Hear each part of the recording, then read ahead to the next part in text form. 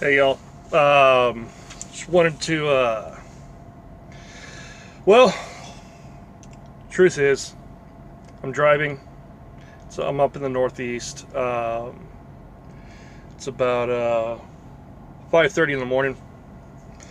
All of a sudden it started snowing and I'm empty. Lost traction a few times, so I pulled off into a truck stop. Decided to do one of these little videos. A, kind of pass time. B, just kind of share a few things. Maybe give you a better idea of who I am, uh, what it is that I represent, what it is that I believe. So here we go. My name is Mike Rich, for those of you that don't know me. I'm with Odinsvakt Kindred out of San Antonio, Texas. We are a tribalist kindred, which for those of you that are new to Asatru or the heathen ways, in a few minutes I'm going to go into a little bit more detail of what tribalism is and how it differs from other secular, or not secular, other ways of taking our beliefs that there are out there. Okay. Uh, well, when you come into Asatru, you'll start to kind of see that there's three different ways. There's a lot of different ways, but there's primarily three different ways to interpret our sagas. There's kind of three different major factions. Uh, the first one is Universalist. They tend to be kind of the bigger, more well-known groups out there. Uh,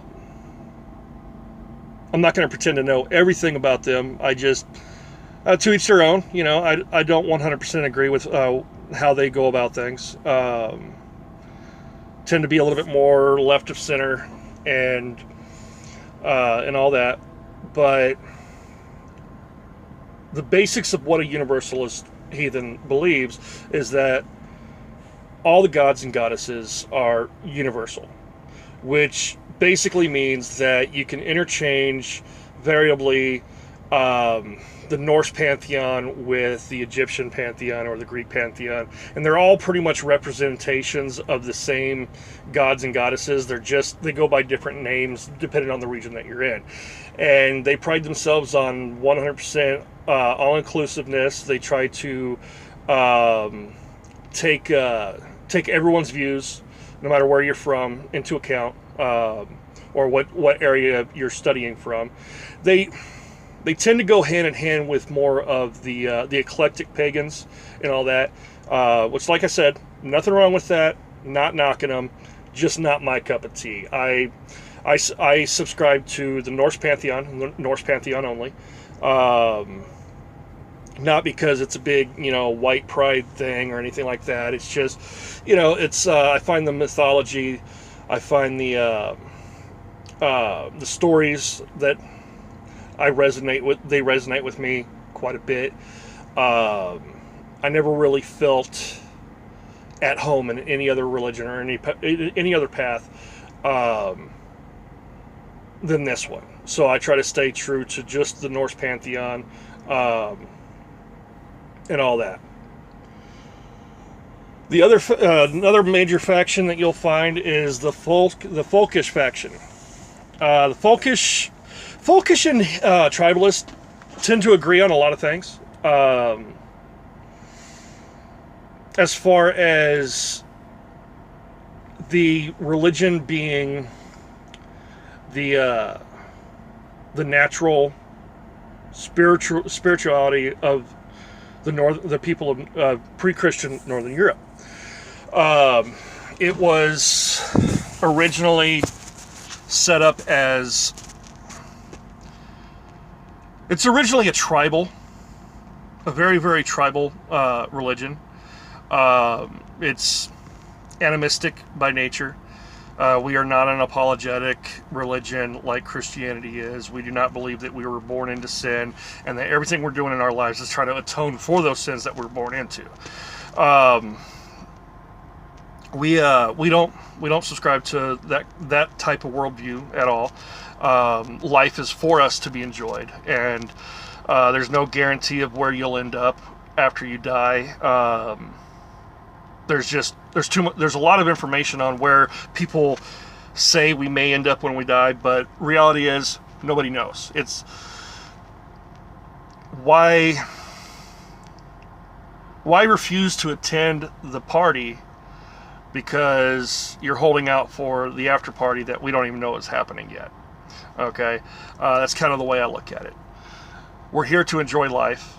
It's very short. There's not a lot in it. In retrospect to one person's life, in comparison to the age of the universe or the age of the Earth itself, it's a blink of an eye. So we're here to enjoy life and all that. Kind of got off on a tangent. Sorry. Folkish and tribalist.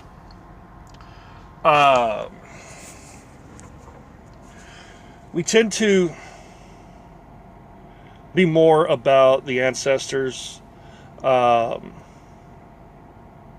necessarily just the ancestors. We kind of have a different way of thinking about things than the Universalists tend to. Universalists, they're very linear. They believe the gods as to be almighty, superior beings above us, and we were created by them, and we've been kind of put here on this rock, and no one really knows 100% for sure why or anything like that. Folkish and tribalist, we look at the gods and goddesses as more of the furthest line of our ancestors. They're not just these almighty beings that we have to bow to or pray to or anything like that, or honor them out of fear of not being in their favor. We look at them as our oldest line of ancestors. They are our family. We came from them. They created us. We honor them as friends, as family members. We love them. We work on a relationship with them day in, day out, and all that. Okay, that's how we look at our gods. But we also have a connection with everything else around us. Okay, and I'll explain that. We have so many connections out there in the tribalist worldview. I don't think a lot of people that aren't tribalists or aren't folkish really understand it. Okay, so I'm going to do my best to explain it. And on one aspect, we look to our ancestors. We honor them, we remember them, we tell their stories. And by ancestors, I mean my dad passed away 10 years ago. He's my closest ancestor. We're not talking about people necessarily that are far beyond anything, people that we've never known, died hundreds and hundreds of years before we were even born. I'm talking about family that have passed on, to include current family that we know and ancestors from along our bloodline. We honor them by telling their stories, by remembering their names, by celebrating their life when they were here, and how their sacrifices and their adventures and what they went through impacted our lives. Okay, and that's kind of the big thing about the ancestors. We try to remember them in everything we do. We thank them for where they got us, the good name that they passed on to us, and all that. Okay. Other than the ancestors, we also are concerned with our descendants. Okay, because we too someday will be somebody's ancestor. All right, like the Havamal says, everything, cattle die, kinsmen die, every person will die. But the only thing that does not die is, the glory of a good name. We live our lives in an effort to preserve our name for our descendants. Okay, my name is going to get passed on to my kids. My kids are going to pass on their name to my grandkids and their grandkids and their, so on and so forth. Okay, so I keep my name pure by honoring my oaths, living with honor, integrity, courage, all of our core values. That's how we live our lives to preserve our good name, to pass it on to our children and let them remember us in the way we remember our ancestors,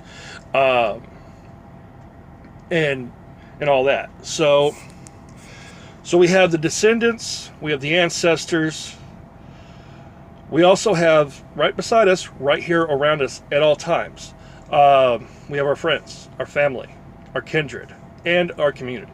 Okay, we do right by our community and by our friends and by our family, by same way we preserve our honor for our future. We honor our oaths. If we say it, we're going to do it. If we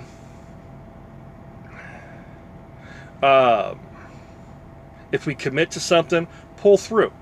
Okay, through our deeds and how we act as people is how we preserve our relationships with our friends and our family and our kindreds and the community as a whole. Everything that we do, we have to keep a focus on how it affects the following community around us. Okay, how it affects their weird, how it affects their orlog, how it affects everything, in our lives, because our actions determine our reputation. Our reputation determines our name. Our name is what gets passed on to our descendants. Okay, those are all things that we have to keep in mind when we're living an Asatru life. Okay. The other thing that we honor in everything that we do is the one thing that a lot of people forget about: the living earth. We came from the earth. We were, the earth gives us everything we need. Much like we treat our friends, we exchange gifts with our friends, right? We exchange gifts with our gods. A gift always requires another gift. Okay, so when you ask the gods for something, you give them a gift. You would give them a sacrifice. Okay, a gift for a gift. And when you're asking your friends for their loyalty, for their friendship, you would give them a gift. You exchange gifts and you get a gift in return. Okay, it's much like our relationship with the earth. Okay, you're only going to get out of the earth what you put into it. If you don't put anything into it, but you're always taking away from it, you're going to run a barren field, and it's not going to produce any fruit, anything for you to sustain life with. Okay, so our responsibility is large. A lot of our responsibility falls on our responsibility to the earth as well. Okay,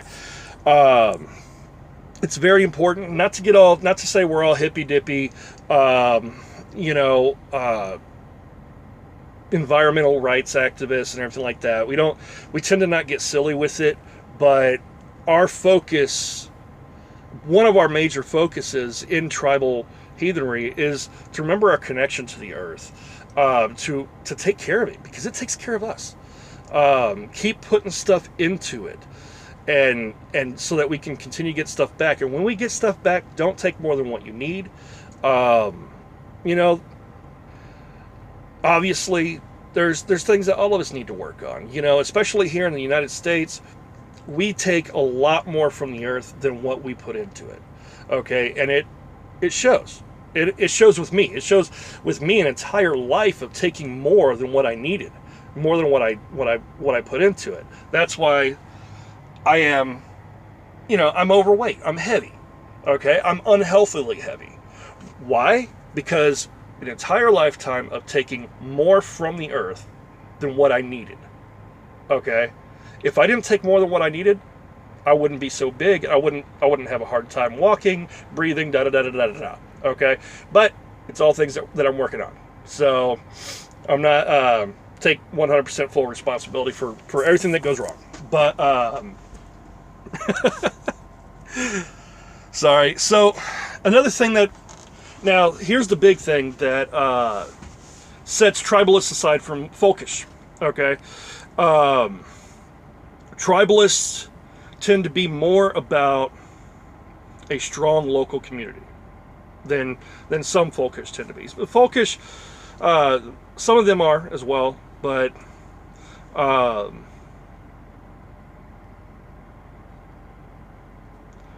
but the ones that I know that focus on community, a strong community, identify more as tribalist than anything else. So you, if you haven't been a part of a heathen community, you don't know what you're missing.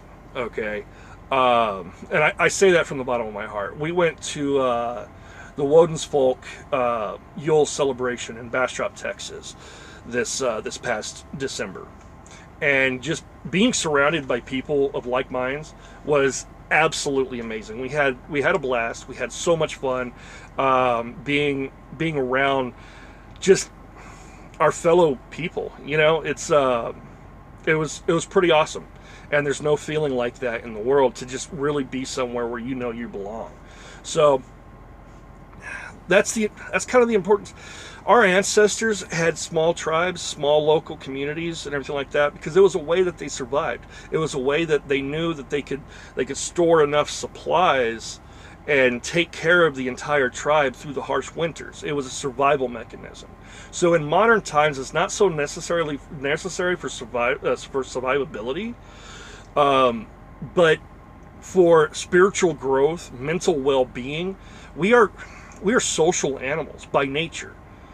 And when we seclude ourselves and draw away from communities, we tend to start suffering a little bit more from depression. We tend to start suffering more from different mental illnesses and everything like that. And that's been proven.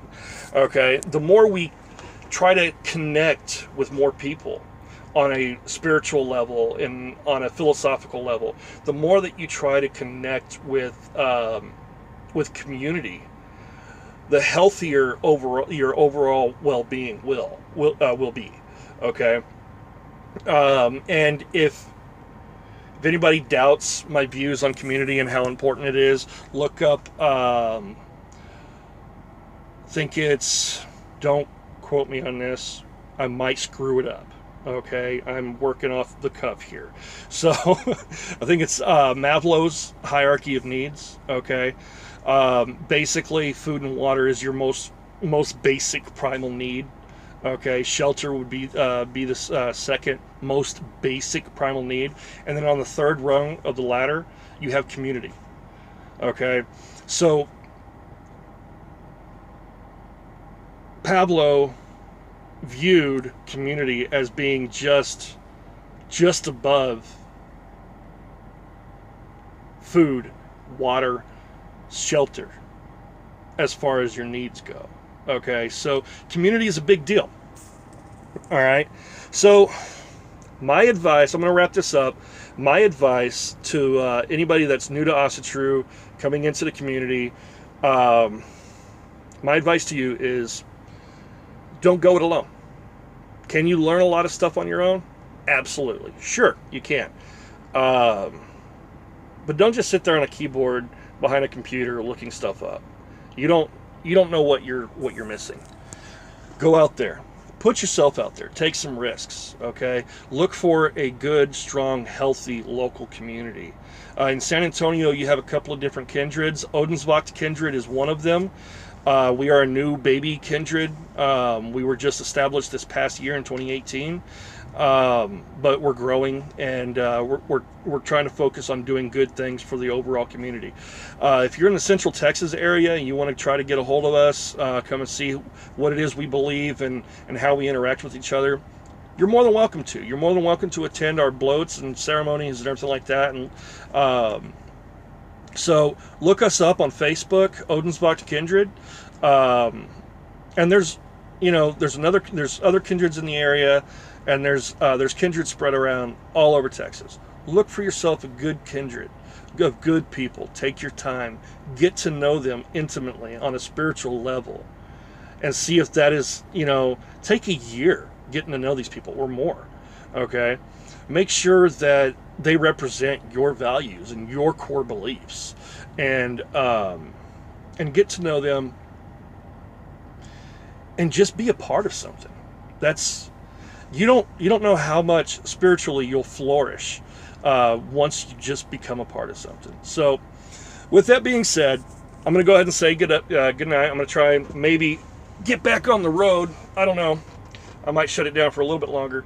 But anyways, those are a couple things I wanted to share. If you liked what I had to say, hit that subscribe button. You know, I'll be putting out more stuff, and I'm hoping I'll get better at these camera angles and the lighting, and have some stuff more scripted out, stuff like that. Videos will get better in time. I have no doubt in that. So if you like what I had to say, hit the subscribe button. If you like our values, check us out on Facebook. Okay. And if you really want to share this message, share the video with as many people as you want. So with that, say good morning. Y'all have a great day. Thanks for watching.